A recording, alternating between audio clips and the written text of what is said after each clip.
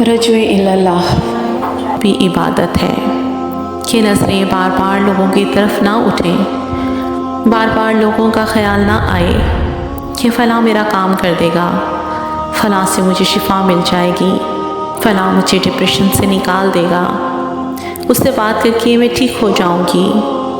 नहीं, ये तो लोगों की तरफ रजू है। रजू सिर्फ़ अल्लाह की तरफ हो। हर काम में, हर बात में, हर मुश्किल में पहले ख्याल सिर्फ़ अल्लाह का आए। अल्लाह आप ये काम कर दें, अल्लाह आप इस मुश्किल से मुझे निकाल दें, अल्लाह आप मुझे ठीक कर दें, अल्लाह आप मुझे इस गुनाह से निकाल लें, अल्लाह आप मेरा हाल दुरुस्त कर दें। अल्लाह बस आप ही कर सकते हैं। हमारी सांसें नहीं मालूम कब थम जाएं, कब हम इस दुनिया से रुखसत हो जाएं, नहीं जानते हम, मगर हम इस अपनी ज़िंदगी अपने रब के लिए तो जी सकते हैं। हम ये तो कर सकते हैं कि जिसके पास जाना है उस ज़ात को राज़ी करने में लग जाएं, अपनी हर सांस बस उसी के नाम कर दें।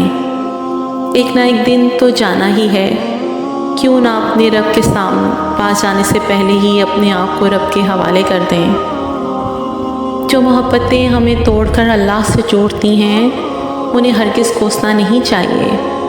उनके हक़ में दुआएं करनी चाहिए कि उन्होंने हमें कमज़ोर बेफैज़ सहारों से महरूम करके अकेला छोड़ा, हमें तोड़ा ताकि हम टूटे हुए वजूद से झुकें तो सामने अल्लाह दिखाई दे।